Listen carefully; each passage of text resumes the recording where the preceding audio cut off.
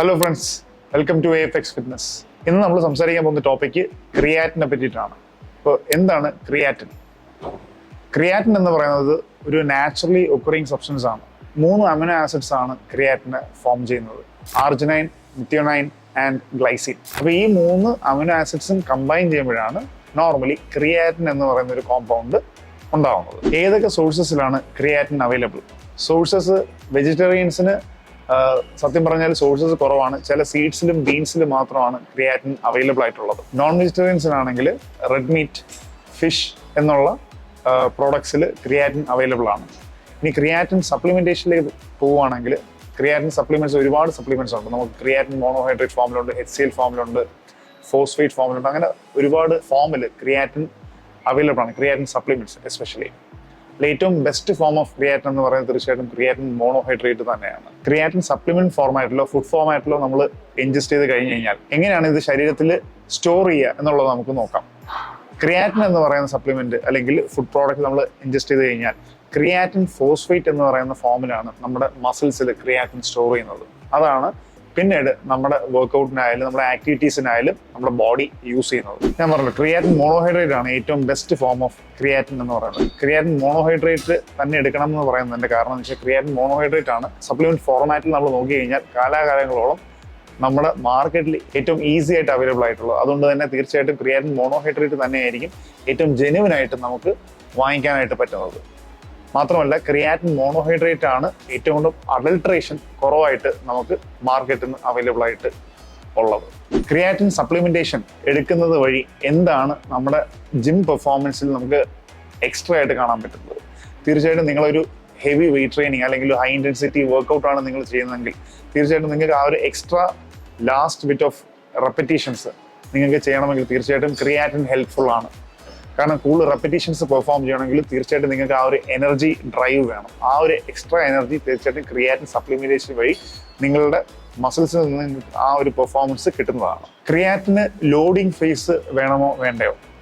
Creatine എന്ന് പറയുന്ന supplement അതിന്റെ സേഫസ്റ്റ് ഡോസേജിങ് എന്ന് പറയുന്നത് നോർമലി 5 grams to 10 grams ആണ്. അത് തന്നെ ഗ്രാജുവലി നിങ്ങൾ കണ്ടിന്യൂ ചെയ്ത് പോകുന്നതാണ് ഏറ്റവും ബെസ്റ്റ് വേ ഓഫ് സപ്ലിമെന്റേഷൻ. ക്രിയാറ്റിന് ചിലപ്പോൾ നിങ്ങൾ കേട്ടിട്ടുണ്ടാവും, നിങ്ങൾ ആദ്യത്തെ ഒരാഴ്ച 20 grams എടുക്കണം, അത് കഴിഞ്ഞിട്ട് നിങ്ങൾ പ്രോബ്ലി കുറയ്ക്കണം, അല്ലെങ്കിൽ വേവർ ചെയ്ത് കഴിക്കണം എന്നൊക്കെയുള്ളത്. അതെല്ലാം മാറ്റി നിർത്തിയാൽ തന്നെ ഏറ്റവും ബെസ്റ്റ് വേ ഓഫ് ക്രിയാറ്റിന്റെ സപ്ലിമെന്റേഷൻ എന്ന് പറയുന്നത് നിങ്ങളൊരു 5 to 10 grams ഓഫ് ക്രിയാറ്റിൻ വർക്കൗട്ടിന് മുമ്പായിട്ട് കണ്ടിന്യൂ ചെയ്ത് പോവുക എന്നുള്ളത് തന്നെയാണ്. എങ്ങനെയാണ് ക്രിയാറ്റിൻ നിങ്ങളുടെ ശരീരത്തിൽ നിന്ന് വെളിയിലേക്ക് പോവുക? നിങ്ങൾ യൂസ് ചെയ്യുന്ന ക്രിയാറ്റിൻ എവിടെയാണ് സ്റ്റോർ ചെയ്യുന്നത്? ഞാൻ പറഞ്ഞ പോലെ മസിൽസിലാണ് സ്റ്റോർ ചെയ്യുന്നത്. അതേപോലെ ലിവർ, കിഡ്നി പോലത്തെ ഓർഗൻസിൽ ഇത് സ്റ്റോർ ചെയ്യുന്നുണ്ട്. അപ്പോൾ കിഡ്നിയാണ് ഇതിന്റെ എക്സ്ക്രീഷൻ പ്രോസസ്സിലേക്ക് വരുന്നത്. ക്രിയാറ്റിൻ എന്ന് പറയുന്നത് നിങ്ങളുടെ കഴിക്കുന്ന സപ്ലിമെന്റ് ആയിക്കോട്ടെ, ഫുഡിൽ നിന്ന് കിട്ടുന്ന ക്രിയാറ്റിൻ ആയിക്കോട്ടെ, അത് കിഡ്നി പുറത്തേക്ക് തള്ളുന്നത് ക്രിയാറ്റിനൈൻ എന്ന് പറയുന്ന വേർഷനിലാണ് ഇത് നമ്മുടെ ശരീരത്തിൽ നിന്ന് പുറത്തേക്ക് പോകുന്നത്. അതുകൊണ്ടാണ് നിങ്ങൾ ബ്ലഡ് ടെസ്റ്റ് ഒക്കെ ചെയ്യുമ്പോഴത്തേക്കും നിങ്ങളുടെ ക്രിയാറ്റിൻ അല്ല, ക്രിയാറ്റിനൈൻ എന്ന് പറയുന്ന വാല്യൂ ആണ് നിങ്ങളുടെ ബ്ലഡ് റിപ്പോർട്ടിൽ നിങ്ങൾക്ക് കാണാനായിട്ട് സാധിക്കുന്നത്.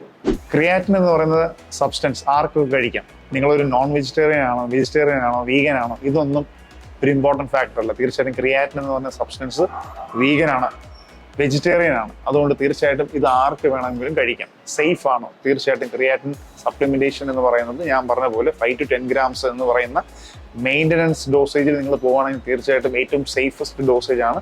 നിങ്ങൾക്ക് ഒരു തരത്തിലുള്ള സൈഡ് എഫക്ട്സ് വരാനുള്ള ചാൻസസ് ഇല്ല. എന്നിരുന്നാൽ കൂടിയും നിങ്ങൾ ക്രിയാറ്റിൻ സപ്ലിമെന്റേഷൻ എടുക്കുന്നതിന് മുമ്പ് തീർച്ചയായിട്ടും ഒരു ഡോക്ടറിന്റെ കൺസൾട്ടേഷൻ എടുക്കുന്നതിൽ തെറ്റില്ല. അല്ലെങ്കിൽ ഒരു നല്ലൊരു സ്പോർട്സ് ന്യൂട്രീഷനെ കണ്ട് അദ്ദേഹത്തിന്റെ ഒപ്പീനിയൻ എടുക്കുന്നതാണ് ക്രിയാറ്റിൻ അല്ലെങ്കിൽ ഏതൊരു സപ്ലിമെന്റേഷൻ നിങ്ങൾ സ്റ്റാർട്ട് ചെയ്യുന്നതിന് മുമ്പും ചെയ്യേണ്ടത്. ക്രിയാറ്റിൻ നിങ്ങൾ കഴിക്കുന്ന ഏതെങ്കിലും മെഡിക്കേഷനുമായിട്ട് ഇന്റർഫിയർ ചെയ്യാനായിട്ടുള്ള ചാൻസസ് ഉണ്ടോ? ക്രിയാറ്റിൻ തീർച്ചയായിട്ടും നിങ്ങൾ കഴിക്കുന്ന ഒരു മെഡിക്കേഷൻസുമായിട്ട് ഇന്റർഫിയർ ചെയ്യാനായിട്ടുള്ള ചാൻസസ് വളരെ കുറവാണ്. അതുകൊണ്ട് തന്നെയാണ് ഞാൻ പറഞ്ഞത്, നിങ്ങൾ കഴിക്കുന്ന മെഡിക്കേഷൻസ് എന്തെങ്കിലും ഉണ്ടെങ്കിൽ തീർച്ചയായിട്ടും നിങ്ങൾ ഒരു ഫിസിഷ്യനോ നിങ്ങൾ കൺസൾട്ട് ചെയ്യുന്ന ഒരു ഡോക്ടറെ കാണും. അദ്ദേഹവുമായിട്ട് ഡിസ്കസ് ചെയ്തതിന് ശേഷം മാത്രം ക്രിയാറ്റിൻ സപ്ലിമെന്റേഷൻ എടുക്കണോ വേണ്ടയോ എന്നുള്ളത് ഉറപ്പുവരുത്തുക. അപ്പോൾ ക്രിയാറ്റിനെ പറ്റിയിട്ടുള്ള നിങ്ങൾക്ക് പൊതുവെ വരുന്ന എല്ലാ ഡൗട്ട്സും ഈ വീഡിയോയിൽ ക്ലിയർ ആയിട്ടുണ്ട് എന്നുള്ളതാണ് എൻ്റെ വിശ്വാസം.